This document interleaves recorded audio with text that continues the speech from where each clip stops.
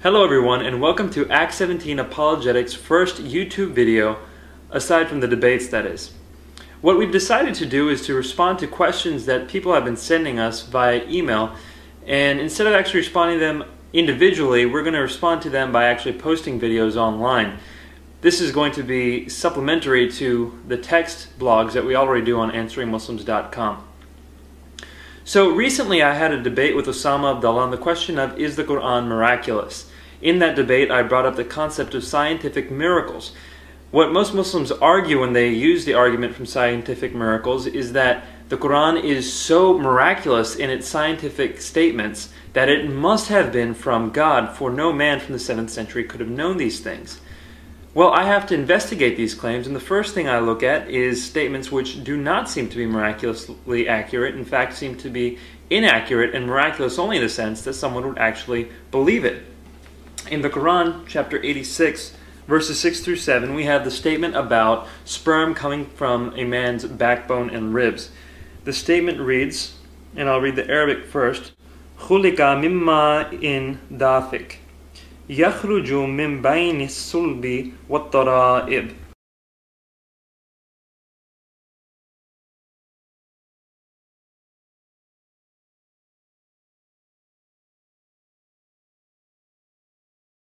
And the translation of this from Shakir is, he is created from water pouring forth, coming from between the back and the ribs. The Yusuf Ali translation reads, he is created from a drop emitted, proceeding from between the backbone and the ribs. So the statement that we have here is that sperm or semen or whatever it is that is a fluid which gushes forth from the backbone and the ribs, that is what creates a human. My response is there's absolutely nothing that gushes forth from between the backbones and the ribs that creates the human. At least not in any direct sense. If you're going to have any sort of response to this which justifies these verses of the Quran, you have to do some crazy textual acrobatics in order to make it work, thereby ignoring the clear statement of the Quran. Now, one person in particular has been sending me many emails demanding responses to his textual acrobatics. His response to my accusations in this debate was along the following. He says, Tara'ib is plural and tariba is singular. Tara'ib is feminine and has to be understood to mean the rib area. And he also says that sulb is masculine and can mean loins or backbone / spinal column. Since sulb is masculine and tara'ib is feminine, then what is actually being said is this, and I'm quoting from him, mankind is created from gushing water that proceeds from between a man's loins and a female's rib area. In other words, it takes two, a male and a female, to create a human being in the normal way, unless one is Prophet Jesus or Prophet Adam. That is the definition provided by this person who has been emailing me. What I have to say is, this is not at all the words of the Quran. What the words of the Quran say, again, I'm going to give Shakir's translation, someone who I trust much more than some random person who's emailing me when it comes to translation of the Quran, is he is created of water pouring forth, coming from between the back and the ribs. Again, Yusuf Ali, he is created from a drop emitted, proceeding from between the backbone and the ribs. So the translation speaks for itself. When people have to do these acrobatics and say, well, this word is masculine and this word is feminine, therefore it means that babies come from a man and a woman, number one, I'd have to say that all you're doing is trying to make something which does not say what you want it to say into something which is an obvious statement, not a scientifically miraculous statement, in order to somewhat defend the Quran. And this is not what any objective, non-biased person would do when approaching this verse. A non-biased person would say, what does the verse say? Let it speak for itself. The verse says there is a fluid gushing forth from between a man's ribs and backbone which produces a baby. This is not at all accurate.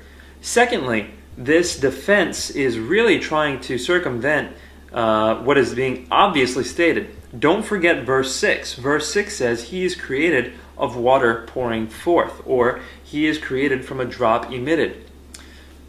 So, if we're going to accept the definition presented by this man who has emailed me,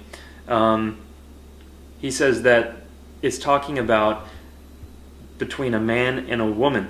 Well, what is the fluid that gushes forth between a man and a woman? There is no fluid that automatically springs forth between a man and a woman. The fluid that springs forth is within an individual person. And that fluid, again, would fit according to the obvious translation that it is within a man's ribs and backbones. And this is just a scientifically inaccurate statement. We have lots of claims from other people trying to defend the statement. Dr. Maurice Bussai tries to defend it by saying that it's actually saying it issued as a result of the conjunction of the sexual area of the man and the sexual area of the woman. Dr. Zakir Naik tries to defend it by saying that in the embryonic stages, the reproductive organs of the male and female, i.e. the testicles and the ovaries, begin their descent near the kidney between the spinal column and the 11th and 12th ribs.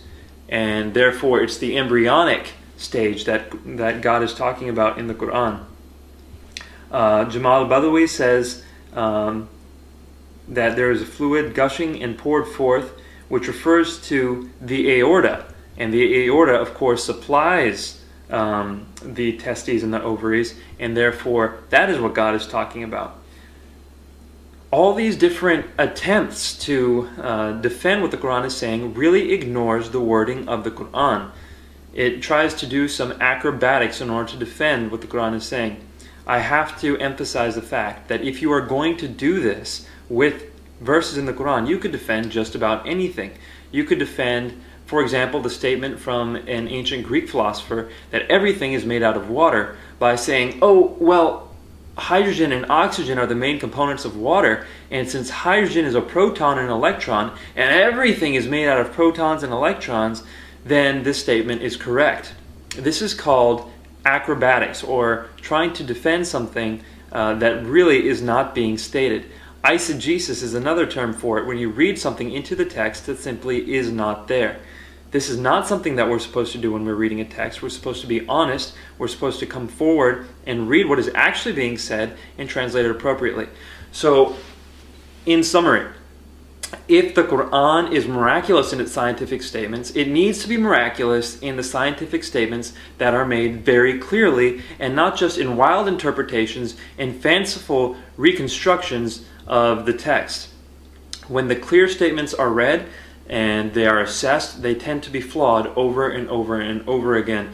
In this case, we've seen very clearly how we know they are flawed with sperm or semen coming forth from between the backbones and the ribs. We'll see in future installments that there are other verses of the Quran, when interpreted at face value, say things that are extremely scientifically inaccurate. Thank you very much for listening to this first YouTube video from Acts 17 Apologetics. God bless you all.